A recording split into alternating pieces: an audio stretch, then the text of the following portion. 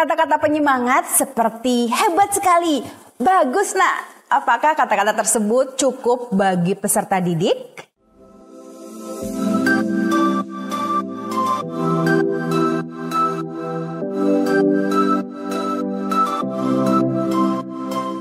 Halo Bapak dan Ibu, bertemu lagi dengan saya Vena Anissa. Sebelumnya kita sudah menyamakan persepsi kita terkait komunikasi efektif dan penuh empati. Di video ini saya akan membahas bagaimana mengimplementasikan ke peserta didik, orang tua, dan sekolah.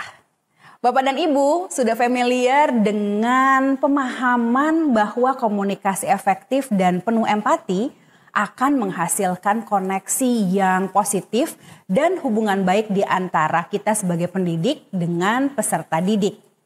Sehingga inilah yang akan menjadi kunci untuk membuka potensi pembelajaran yang bermakna dan optimal di kelas. Pola komunikasi efektif yang penuh empati dapat memberikan dukungan yang memungkinkan individu merasa dihargai, didengar, dan didorong untuk terus tumbuh. Walaupun ada tantangan dan kegagalan, hubungan yang baik di antara guru dan peserta didik dapat menimbulkan kolaborasi bersama yang berpusat kepada proses untuk hasil lebih baik. Ada 2 rekomendasi komunikasi efektif dan penuh empati yang dapat kita bahas. Yang pertama adalah komunikasi yang mendorong dan mendukung. Yang kedua adalah umpan balik yang konstruktif dan kolaboratif. Komunikasi yang mendorong dan mendukung maksudnya adalah komunikasi yang memvalidasi, mendorong, dan mendukung peserta didik sehingga membangun rasa percaya diri mereka untuk meraih potensi terbaik.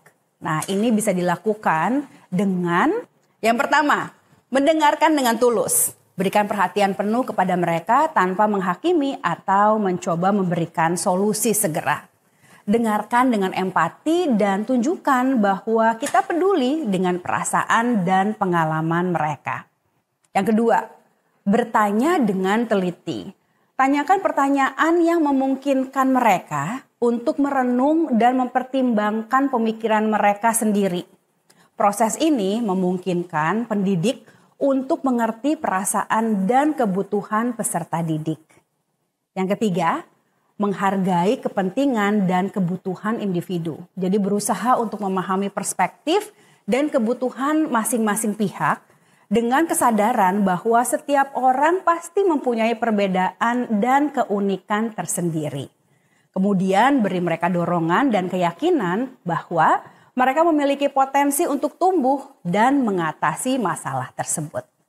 Nah, sekarang bagaimana caranya untuk memberikan umpan balik yang konstruktif dan kolaboratif? Mari kita berefleksi sambil membahas beberapa contoh berikut. Contoh yang pertama, apakah Bapak dan Ibu ketika mendorong dan mendukung peserta didik kerap kali mengucapkan kalimat ini? Ayo, coba lagi. Ucapan ayo coba lagi belum lengkap Bapak Ibu karena belum mengandung unsur konstruktif dan kolaboratif. Jika kita ingin mendorong dan mendukung, sebaiknya kita juga harus mengungkapkan beberapa elemen yang terkait dengan proses. Nah, contohnya, daripada bilang ayo coba lagi, lebih baik kita bicara, saya memahami bahwa kamu merasa frustasi dengan situasi ini. Mari kita bekerja sama untuk menemukan solusinya. Berarti di situ ada sebuah validasi dan juga ada sebuah rekognisi atas proses atau keadaan yang sudah terjadi. Terdapat 3 efek nih Bapak dan Ibu. Yang pertama, jadi kita sama-sama dengan penuh kesadaran melihat kondisinya dengan kebersamaan. Yang kedua, kita melihat di kondisi itu ada sebuah proses apa dan kita akan maju ke depan untuk melakukan apa. Yang nomor 3, ada dukungan yang bersifat kolaboratif. Contoh yang kedua Bapak dan Ibu, mari kita berefleksi ya. Misalnya kita bermaksud baik, ingin mengungkapkan kata-kata supaya peserta didik tidak berhenti berusaha.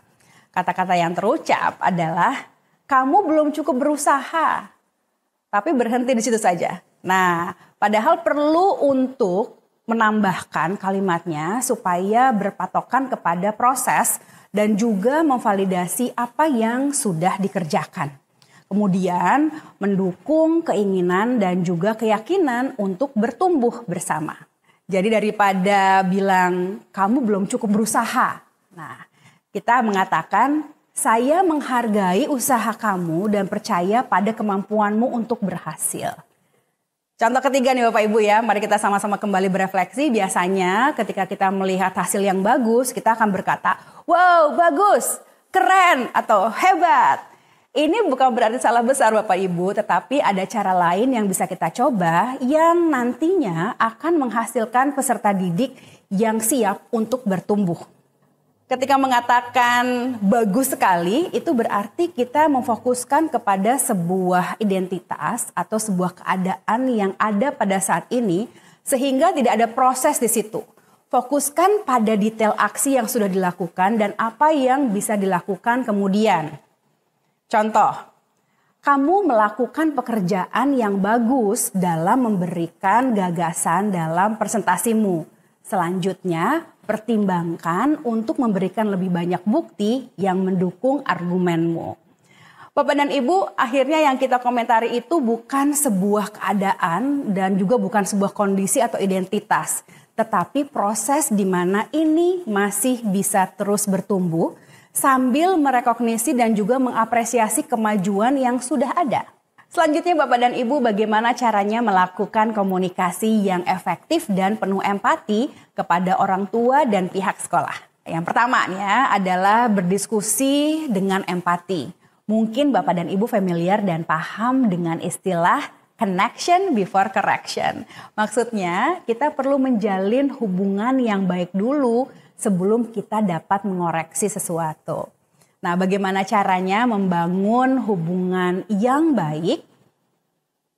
Komunikasi efektif itu tidak identik dengan hanya memberikan informasi saja, tetapi harus dua arah dengan berdiskusi. Ingat di video yang pertama kita sudah mendefinisikan komunikasi efektif adalah berpusat kepada lawan bicara untuk mencapai situasi yang saling menguntungkan. Caranya, jika kita ingin menyampaikan informasi kepada manajemen sekolah atau orang tua, kita harus memikirkan apa gunanya informasi ini bagi mereka. Jadi kita menstrategikan ide atau tujuan kita dengan menghubungkan dengan kepentingan atau kepedulian sang audiens, dalam hal ini manajemen sekolah atau orang tua. Sehingga ketika mereka mendengarkan ide tersebut, mereka akan langsung merasa terkoneksi bahwa ide tersebut bermanfaat untuk mereka. Makna empati di sini adalah berkomunikasi dengan melihat dari sudut pandang lawan bicara kita.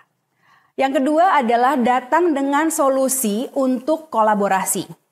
Selalu datang dengan tujuan bersama dan solusi, karena ini adalah kolaborasi. Jadi bukan hanya dengan membahas masalah saja, tetapi juga yang paling penting adalah setelah membahas masalah ada solusi atas permasalahan yang ada tadi.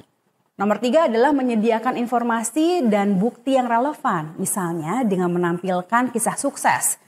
Ketika kita ingin menyampaikan sesuatu, kita bisa melakukannya dengan bercerita mengenai suatu kisah sukses yang merupakan cerminan dari sebuah praktik baik yang ingin kita coba lakukan. Nah, Bapak dan Ibu, dalam menerapkan semua komunikasi efektif dan empati memang selalu ada jatuh bangun, selalu ada sebuah eksperimen, tantangan yang hadir, dan kemudian selalu adanya timbal balik. Oleh karena itu, kita harus 4 melakukan diskusi dan evaluasi untuk perbaikan.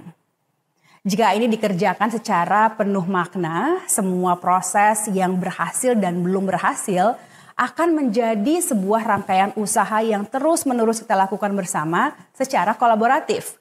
Jika belum berhasil, maka akan diperbaiki, dan jika berhasil akan dioptimisasi. Nantinya kita akan mencapai sebuah pencapaian yang ada atas hasil kolaborasi atau gotong royong. Kesimpulannya Bapak dan Ibu, kita dapat mengetahui bahwa dalam mengembangkan komunikasi efektif dan hubungan yang baik antara pendidik, peserta didik, orang tua dan sekolah, komunikasi yang mendorong serta mendukung akan memberikan umpan balik yang konstruktif dan kolaboratif. Ini dapat memberikan kesempatan bagi peserta didik untuk berkembang tanpa batas. Sementara strategi komunikasi yang penuh empati yang mementingkan lawan bicara dapat mendukung hasil yang saling menguntungkan untuk pencapaian tujuan pendidikan bagi guru, pihak sekolah maupun orang tua. Bapak dan Ibu, di video berikutnya saya akan membahas empati dalam proses belajar mengajar di kelas. Ayo kita lanjut ke video berikutnya.